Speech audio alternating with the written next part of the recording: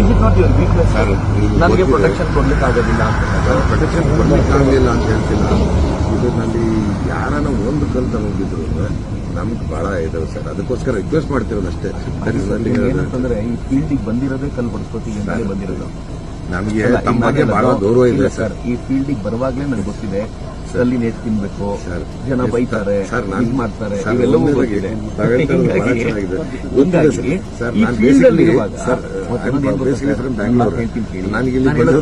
ಅಷ್ಟೇ ಸರ್. ಹೆಂಗಿದ್ರು ಪಾಕಿಸ್ತಾನದಿಂದ ಬಂದಾಗ ನಡೀತಿದೆ. ಇದು ಒಂದು ಆಡ್ ಆಗ್ಬಿಡತ್ತೆ. ಭಾರಿ ದೊಡ್ಡ ಮುಖಭಂಗ. ಅದೊಂದು ಗಲಾಟೆ ಇದೆ. ಆಗ್ಬೇಕಾಗಿರೋದೇ ಆಗ್ಬೇಕಾಗಿದೆ ಖುಷಿ ಅಲ್ವಾ? ಈಗ ನೀವು ಇಂಥದ್ದಲ್ಲಿ ವಾಪಸ್ ಹೋಗಿ ಅಂತಂದ್ರೆ ಇದು ನಮ್ಮ ಕಷ್ಟ ಅಲ್ಲ ಸರ್. ದಯಮಾಡಿ request from our side. Not I am not ಇದು ಸರ್. ಅಲ್ಲ, ಬಟ್ ನೀವು ಹೋಗಿದ್ರೆ ಎಲ್ಲಿಗೆ ಹೋಗ್ಲಿ? ನಾನು ಇಲ್ಲಿ ಅರೇಂಜ್ ಫಾರ್ ಮೀ ನಾವು 25 ಜನ ಇದ್ದೀವಿ. ನಾನು ಹೇಳಿ ಕೊಟ್ಟು ಅರೇಂಜ್ ಮಾಡ್ತೀರಾ? ಸರಿ, ನಾನು ಕೇಳೋದು ನಿಮಗೆ, ನಾನು ಎಲ್ಲ ಅಲ್ಲಿ ಅರೇಂಜ್ ಮಾಡ್ಕೊಂಡು ಕಾರ್ಯಕರ್ತರಿಗೆ ಹೇಳಿ ಅಲ್ಲೆಲ್ಲ ಕೂತ್ಕೊಂಡು ರೆಡಿ ಮಾಡ್ಕೊಂಡು ಕೂತ್ರೆ ನೀವು ಹೋಗ್ಬೇಡಿ ಅಂತ ಅಂದ್ಬಿಟ್ರೆ ಜಿಲ್ಲೆಗೆ ಎಂಟ್ರಿನೇ ಮಾಡಬೇಡಿ ಅಂತಂದ್ರೆ ಹೋಗಲ್ಲ ಸರ್. ಚಿತ್ತಾಪುರಕ್ಕೆ ನಾವು ಹೋಗಲ್ಲ, ಸರಿ ಒಪ್ಕೋತೀವಿ, ಬೇಡ.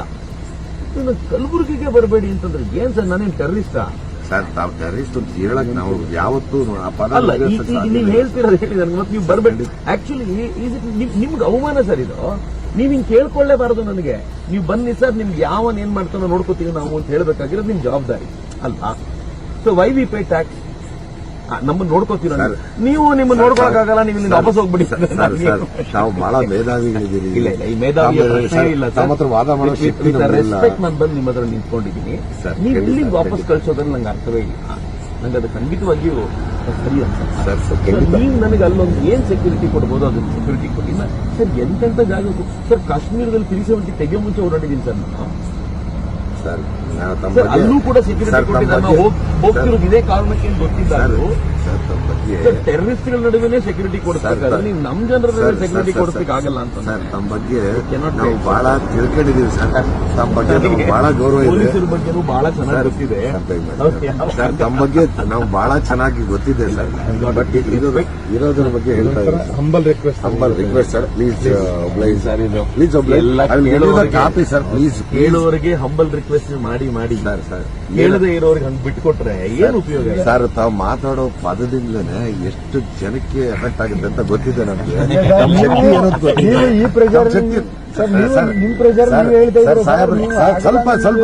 ಸಾಹೇಬ್ರ ಬಗ್ಗೆ ನಾವು ಎಲ್ಲ ಕಡೆ ಸಂವಿಧಾನ ಓದಿ, ಸಂವಿಧಾನ ಏನ್ ಹೇಳುತ್ತೆ, ಕಾನೂನು ಏನ್ ಹೇಳುತ್ತೆ, ಕಾನೂನಲ್ಲಿ ಅವಕಾಶ ಇಲ್ವ? ಏನೋ ಕಲ್ಪ್ರೇಟ್ ಅವರು ಅಥವಾ ಏನಾದ್ರು ಕ್ರೈಮ್ ನಡೆದಿದ್ಯಾ? ರೀಸನ್ ಬೇಕಲ್ಲ, ಒಂದ್ ಏನಾರ ಒಂದು ನೀವು ಬರಬೇಡಿ ಅಂತ ಹೇಳಲಿಕ್ಕೆ ರೀಸನ್ ಬೇಕಲ್ಲ ಸರ್. ಇದು ಫೈನ್ ಸರ್. ದಯಮಾಡಿ ನಮ್ಗೆ ಇಲ್ಲಿಂದ ಮೇಲಿಂದ ಹೇಳಿರೋದು ಏನಂತಂದ್ರೆ ನಮ್ಮ ಎಸ್ ಪಿ ಸಾಹೇಬರು ರಿಕ್ವೆಸ್ಟ್ ಮಾಡಿ ನೀವೇ ಹೋಗಿ ಅಂತ ನನಗೆ ಕಳ್ಸಿ. 3 ದಿವಸದಿಂದ ನಿದ್ದೆ ಮಾಡಿಲ್ಲ ಸರ್, ಬೇರೆ ಬೇರೆ ಕೆಲಸಗಳಲ್ಲಿದ್ದೆ. ಇವತ್ತು ಮಲಕತ್ತೀನಿ ಅನ್ಕೊಂಡೆ ನನಗೆ ಇಲ್ಲಿಗೆ ಕಳ್ಸಿದ್ರು.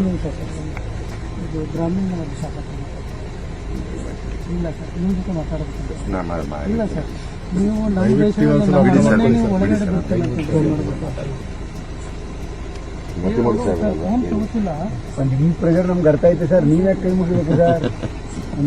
ನಮ್ಗೆ ಅರ್ಥ ಐತೆ. ನೀವು ಯಾರು ನಿಮ್ದೇನಿಲ್ಲ, ನಮ್ಗೂ ಗೊತ್ತು ಸರ್. ಅವ್ರು ಯಾಕೆ ಆದೇಶ ಮಾಡ್ತಾ ಇದಾರೆ? ಎಲ್ಲ ಇಡೀ ರಾಜ್ಯದಲ್ಲಿ ಎಲ್ಲಾ ಕಡೆ ನಡೀತಾ ಇದೆ. ಇಡೀ ರಾಜ್ಯದಲ್ಲಿ ಎಲ್ಲಾ ಕಡೆ ಇಲ್ದಿರೋಂಥದ್ದು ಇಲ್ಲೇ ಯಾಕೆ?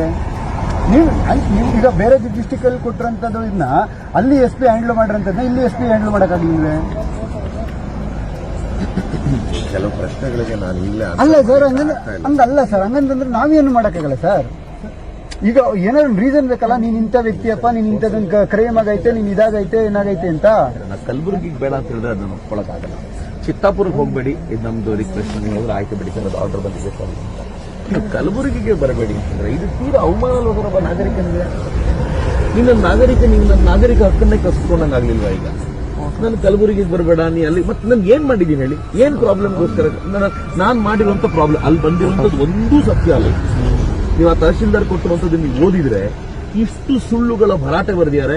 ಚಿಕ್ಕಮಗಳೂರಲ್ಲಿ ಕೇಸ್ ಆಗಿದೆ ಅಂತ ಬರ್ದಿದ್ದಾರೆ. ಕೇಸ್ ನನ್ನ ಮೇಲಲ್ಲ, ಅವ್ನು ಯಾರು ಗಲಾಟೆ ಮಾಡ್ಲಿಕ್ಕೆ ಬಂದಿರೋ ಅವ್ನ ಮೇಲೆ ಕೇಸ್ ಆಗಿರಲ್ಲ. ಅಲ್ಲಿ ಬರ್ದಿರೋದು ನೋಡಿ ಕೇಸ್ ನನ್ನ ಮೇಲೆ ಆಗಿದೆ ಅನ್ನೋ ತರ ಯಾವನೋ ಒಬ್ಬ ಪುಂಡ ಪೋಖ್ರಿ ಬರ್ಕೊಟ್ಟಂಗೆ ಇದೆ. ನಾನು ಈ ಮಾತನ್ನು ಬಳಸ್ತಿದ್ದೀನಿ, ಅದು ತಹಶೀಲ್ದಾರ್ ಸಿಕ್ಕಿದ್ರೆ ಅವ್ರಿಗೆ ಹೇಳ್ತೀನಿ, ನೀವೇ ಬರೆದ್ರು ಪುಂಡ ಪೋಖ್ರಿ ಬರೋದಿಲ್ಲ ಅಂತ. ಡಿಸಿ ಕಚೇರಿಯಿಂದ ಎಸಿ ಕಚೇರಿಯಿಂದ ಬಂದಿರೋದು ಮ್ಯಾಜಿಸ್ಟ್ರೇಟ್ ಕಚೇರಿಯಿಂದ. ಬಟ್ ಅದು ಲ್ಯಾಂಗ್ವೇಜ್ ಸರ್, ಎಸಿ ಕಚೇರಿ ಡಿಸಿ ಕಚೇರಿ ಲ್ಯಾಂಗ್ವೇಜ್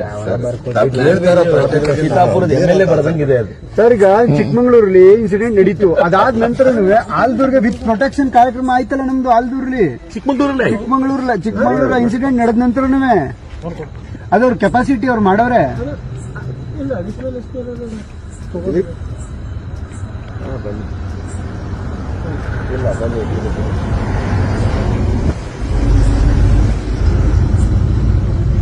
ನಾವು ಕೆಲವು ನನ್ನ ಕೆಪಾಸಿಟಿ ಏನು ಎತ್ತ ಅನ್ನೋದ್ರ ಬಗ್ಗೆ ನಾನು ಜಾಸ್ತಿ ಮಾತಾಡಕ್ ಹೋಗಲ್ಲ. ಒಂದೇ ಒಂದು ನಿಮಿಷ ನಾನು ಮಾತಾಡಕ್ ಚಾನ್ಸ್ ಕೊಡಿ. ಸಾಕೇತ್ ರಾಜನ್ ಎನ್ಕೌಂಟರ್ ಗೊತ್ತಾ? ಚಿಕ್ಕಮಗಳೂರಿನಲ್ಲಾಗಿದ್ದು 2005 ಅಲ್ಲಿ. ಅದನ್ನ ಮಾಡಿದಾಗ ನಾನು AK-47 ಬುಲೆಟ್ ಇದ್ದೀರಿ ಬೆಳಗ್ಗೆ 3 ಪೆಲೆಟ್ ತಲೆಯಲ್ಲಿ.